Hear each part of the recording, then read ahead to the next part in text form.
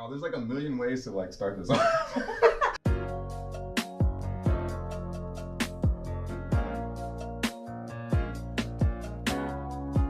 Anyway, hi everyone, I'm Brandon. Excited to be here representing the Gallant platform.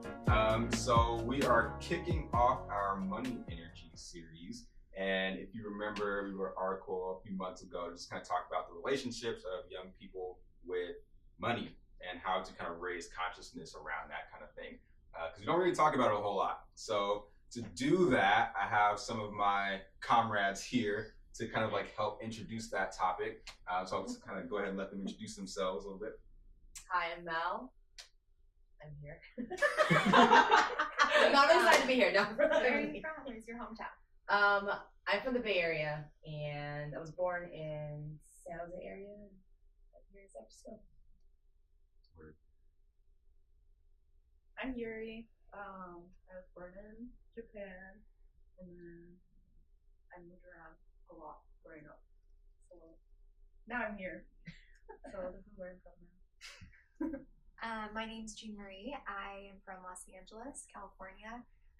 I'm excited to be here. Yeah, talking about money. I think it'll be fun and nerve-wracking, but yeah, excited. Cool.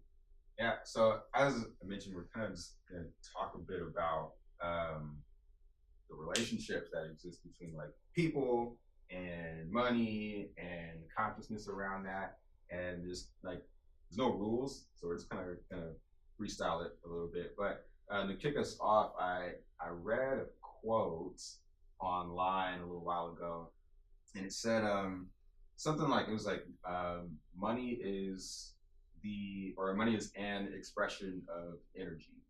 And I read that and I was like, oh, there's a lot in there, like it's packed. And like I don't know, at first I didn't really know how to kind of like absorb that, but I kind of wanted to like throw that out there and see like when you hear that, what do you think? You know, like what is money? Money is the expression of energy. What is that? Anyone can do it. All right, cool. I'll go first. When I think of that quote, I think of how much we put into like working towards getting money, and then what we do with the money, right? And so I think that oh my gosh, I don't know what I'm saying.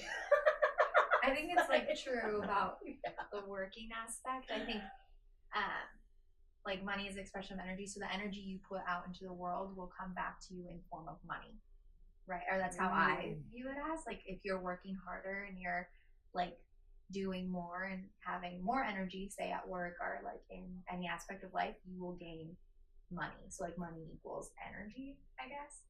Expression wise, it's more like a equal sign. So if you look in the world like, oh, that person has a lot of money, like they put a lot of energy in their life towards making that money. But I think that's like also a little bit of like a myth, because it's like the bootstrap theory of like, if you work hard enough, then you will achieve. And I guess like in that sense, like achievement equals money. So like if you work hard, then you have money. But then there are like a lot of people who work hard who don't have money. But I definitely see like how money is like equivalent to like the energy, like not energy like energy level, but like how much effort you put into something. Like money is something that you get out of it, and then money is also a way in which you can like further like, I don't know, like you put energy into getting money, and then you can use that money to do other things that like further contribute to your success. Yeah, that, I don't know, I think there's like a lot of nuance to that, obviously, in that on one hand, like, you know, the whole meritocracy kind of thing is not necessarily like, you know, true in a vacuum, but at the same time, you know, and I think it's also interesting, like given like our makeup, being that like, you know, we're not like you know, rich kids or like trust fund babies or anything like that, but I think that on the other hand, like if you don't put in the work, you're not going to get it. Like especially if you're not already like born with it, or if you don't kind of like come from that kind of like generational wealth type thing. Like, so yeah, I think that like there's a couple sides to that where it's like true and it's also not true. And then there's also like the literal aspect of that statement, which is whatever you do, money is literally like expressing. You have to put out energy to do anything with money. So when you spend $1 at the 99-cent store, like that literally takes energy, and it also reflects kind of like what your priorities are, and what your goals are as far as like as far as like your money habits and things like that. And when I think about that, I'm like, dang, like where are my priorities with money? And like, as you kind of think about that thing, it forces you to kind of examine your own like priorities, and the goals, I guess. So like, I don't know, like, does that make sense? I feel like I'm kind of rambling a little bit. Like how you're placing value on something, like when you use money. Yes, yeah. You're literally like, where are you putting your money? Right. Yeah. Yeah. And is that in line with your priorities, or do you even have priorities, or do you know what they are? And sometimes I'm like, oops. And I find myself being like, damn, like that didn't go well. Like I wasn't quite conscious of like my priorities, and that's why like how do you raise that consciousness of like what your priorities are if you don't talk about it? I think for me, I grew up with money being like so taboo that my parents migrated here from the Philippines. So my dad worked super hard. I mean, he worked 2 jobs, and my mom took care of us so that my dad could make all the money. And then so my priorities were around like family per se. But then as I grew up and got to learn more like American values, I guess you could say, they kind of shifted away from, not necessarily saying that I didn't care for my family, but I was experiencing different things and I was being conflicted with what my priorities are. So like I already knew I was going to go to college, so that was something that was already given to me. But then in terms of how I saved money, how I spent money, my dad was like, no, you're going to save all your money until you graduate from college. But clearly that isn't a reality because I'm trying to make friends and do all sorts of different things. And I think now, when I think of also energy, it's like emotional energy because it's how I put my money, where I spend it, who does it go to, right? Every dollar for me, like every dollar has a role, and so there are sometimes I'm conflicted with my own cultural traits because I'm supposed to be quote quote giving my money to my family, but then there's also like just things I want to experience in my own life. It was life. Yeah, it was life. Yeah, and I think, I just think there's always like kind of going back and forth.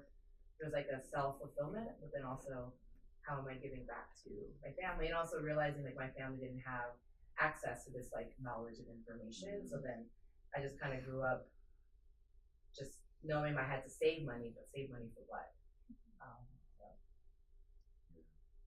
Yeah, that brings up a good point. It's like, how do you get to know money? Like when your family doesn't necessarily know it and can teach it, as far as like those habits go. And then, you mentioned something that was like interesting, like trying to, make friends and like live life and stuff like that.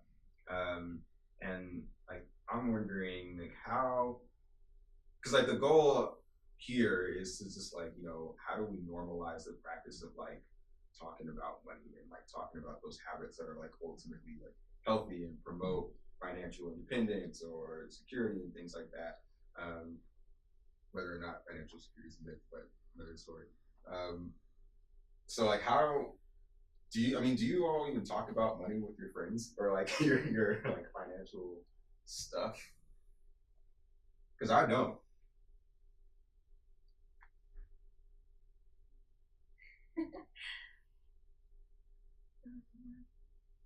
I don't think I do. I think because growing up, it was taboo to talk about money as well, and even going into college, we were told like in certain group and organizations I was with to not talk about money because to normalize people like, oh, we're all in the same playing field, but we're not. Like we all come in with like different financial means and just literacy, and so I think not talking about it further like deepens those like who don't know about money because they don't have anyone to talk about it with. And yeah, just like things about like, oh, going out to certain restaurants or going out to certain things or wanting to plan for your retirement. It wasn't until I read a book about financial wellness that like people started asking me about like the money aspect of, oh, like what did you learn from it? And I think there's a big need for it in our millennial age to talk about money more, because I think it was taboo back then just because of like the old American pick up yourself by your bootstraps. Like people were realizing like that's not true. And so yeah, I don't think I talk about it enough with my friends.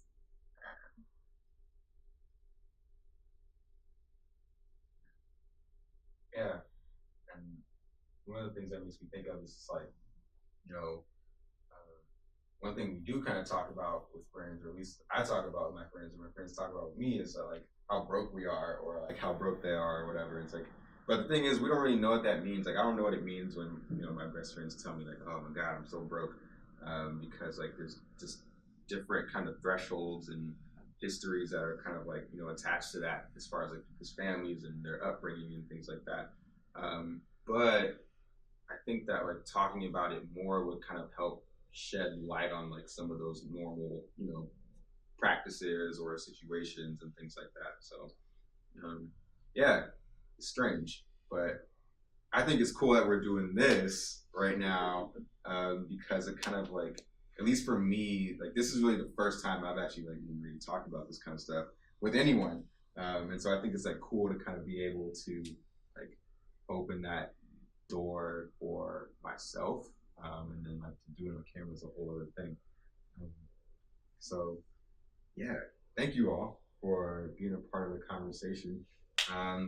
So that wraps up this conversation and this topic. So we'll try to do some more later on, but for now, thanks for tuning in. I do want to do a shameless plug that's not also shameless at all. But if you're interested in kind of doing a little bit of side hustling for yourself, let me know. I have a new program, the Gallant Associates program. Hit up the website. We'll talk more about it. Get your side hustle going.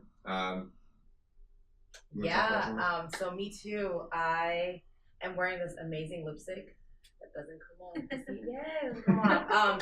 So it's by a company called Senegence, and you could check me out on Mel's All About That Gloss. And if you're interested in lip color that doesn't come off, let me know. I'll be happy to talk to you.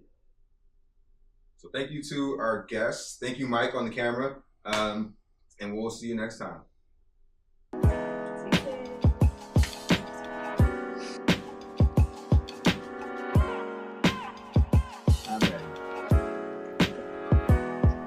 Okay, so today we got to talk about a lot of really good things. We talked about just sort of like the myths and the truths and the half-truths and the relationship kind of aspects about people, young people, and money, and specifically about like the the meritocracy idea, where if you work hard, you'll get it. And while that's not totally untrue, it's also not totally true.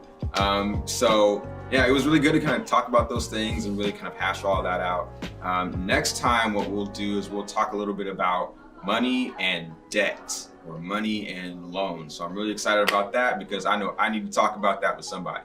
So I'm looking forward to it. Come back next time, we'll talk more about it. All right, thanks a lot, everybody.